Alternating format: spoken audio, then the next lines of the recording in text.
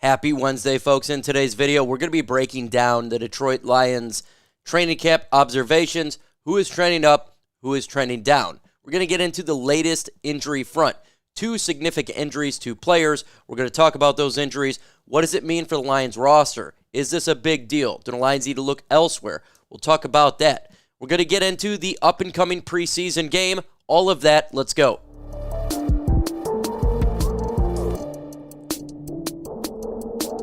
The hype is real, and I want to know if it's from you. Let me know in the comment section right now. Will the Lions make the Super Bowl? Y for yes and N for no. Let's go ahead and talk about injury front really quick here. Yesterday, 2 significant injuries occur. Natane Muti, one of the interior offensive lines for the Detroit Lions, a backup role, had a shoulder injury. It's significant. It hasn't been placed at IR as of yet, but it looks like a long-term injury. For his season, it looks to be over. The bigger name here, John Cominsky, had an MCL injury to his knee. He is going to be out for at least 6 months. Now, per reports, he could potentially come back for the playoffs. Seems unlikely. John Cominsky is going to be placed on injured reserve. And he is a player whom we relied on in the past. But I'm going to tell you why it's not a significant injury to the Lions roster. First off, sucks to him. Wish him the best. In regards to the team, it's not significant because he has been repping a lot with the third team. And if you've been listening to me, he has been a player who has been on the out, kind of looking in. He's on that back end of the 53 when he was healthy. So even if he was healthy, there's a potential chance him not even making the roster. So it sucks for him, and it sucks for depth right now just for training camp. But when it comes to a 1 out of 10 being a worst-case scenario, this is about a 2 to me because the lack of him even potentially making the roster was something there to be heard. So, question for you, should the Lions add another defensive end with John Cominsky going down for the year? Y for yes and for no. Let me know your thoughts, and I'm going to give you my thoughts right here. I think it's really important to understand that there's multiple ways that the Lions could take care of this situation. You can keep who you got, free agency, or trade options, or wait for 53 from other teams. Right now, for the Lions, they can go ahead and add another edge rusher, a guy who's not a big name, just simply for a camp body. But if you're talking about finding someone in free agency right now to really take a spot over, I don't think that's necessary at this point because of John Cominsky on the depth chart. Let's go ahead and look at who we have right now who can compete to make that spot, right? Mitchell Good, Joshua Pascal. There's multiple players like Levi and Uzurike.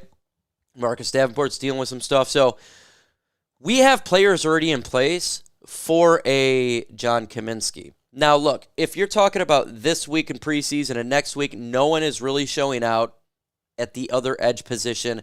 It's just Aidan Hutchinson and everybody else. At that point, I would say, yeah, go ahead and look at free agency to pick up a pass rusher, a guy who can help the team out. And we've talked about it in the video yesterday. I've named multiple teams or multiple players on teams who are not on teams that you can sign in free agency. And then you can, if you really wanted to, go to the trade market, right, and pick up a player that way, or you just wait for 53 cuts.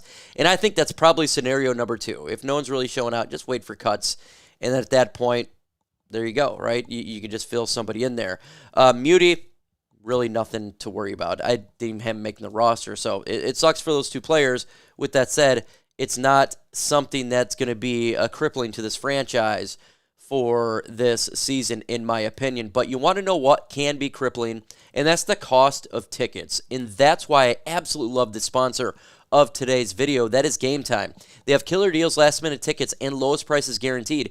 You can stop stressing and start having fun and buying tickets that you would like to have. It's really easy to find and buy tickets for every kind of event in your area. That's sporting events, concerts, comedy shows, or whatever.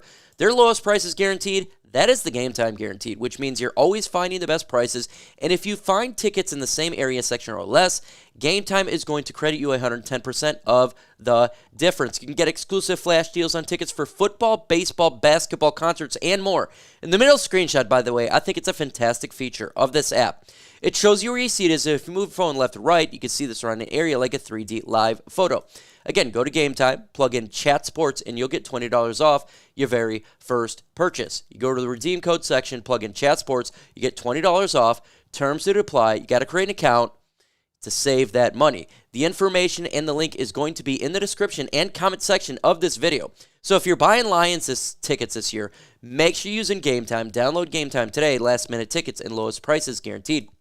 And as you know, in 8 days, we're going to be having the first game here, Lions and Giants. I was on the Huge Show yesterday, and he asked me, Mike, what do you want to see from the preseason game coming up here in a week?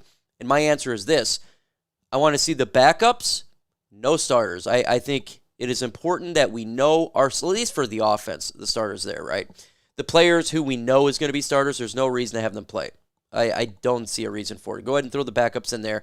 You're talking about young players like a Terrion Arnold, okay, can get some snaps in there, or Jack Campbell.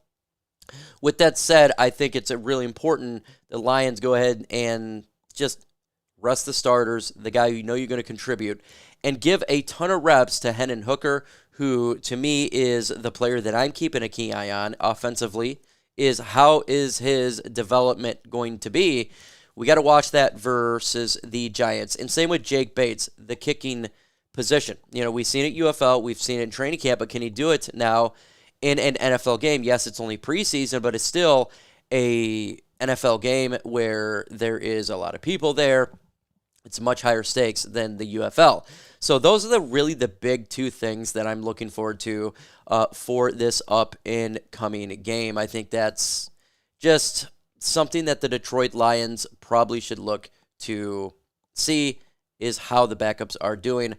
And if they're not doing good, again, opposite of Aidan Hutchinson, name a pass rush you want the Lions to sign. Anyone in the comments below. Now let's go ahead and talk about training camp here. As we know, it's been taking place. Jake Bates, he made 4 out of 5 field goals, only missed a 60-yarder. Really good right there, and that's a good sign. Hendon Hooker, when it comes to offense in the backup, he continues to struggle a little bit, and he's staring down the receiver in the end zone, resulting in 2 interceptions. And this is something that's going to have to fix every single practice leading up to preseason, and to determine if he is going to be the guy who's going to be backing up Jared Goff for the foreseeable future. As we know, though, there's going to be 3 quarterbacks on this team, right? So he's going to make the team. We just got to see his progression. He's ready to take over the backup role. When it comes to some players who have been absolutely on the rise that you may have not heard of, so we're going to talk about other players. One of the guys I've been talking about is Reese Fountain, and he is making his case right now to move up to the number 4 wide receiver spot. Matter of fact, if I'm a betting man, and this is how I'm going to be right now, it stands, is Amon-Ra St. Brown, Jameson Williams, Khalif Raymond, and Reese Fountain. That's your 1, 2, 3, 4. Donovan Peoples-Jones is taking a step back. So you have one player in Fountain who's going in the right direction that we don't talk about, and you got Donovan Peoples-Jones.